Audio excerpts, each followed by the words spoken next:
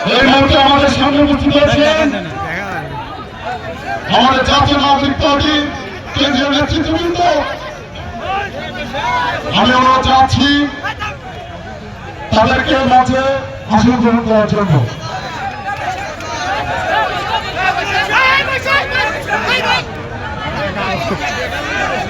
আপনারা কোনো ধরনের কিছুই খেলা করবেন না।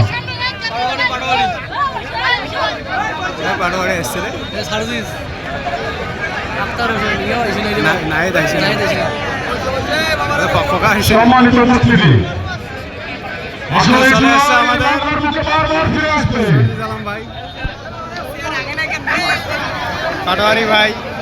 আমি ছেলের লোকজনকে পাবলিক চাপতে বলছি, আপনারা অনুগ্রহ করবো শৃঙ্খলা বজায় রাখবেন।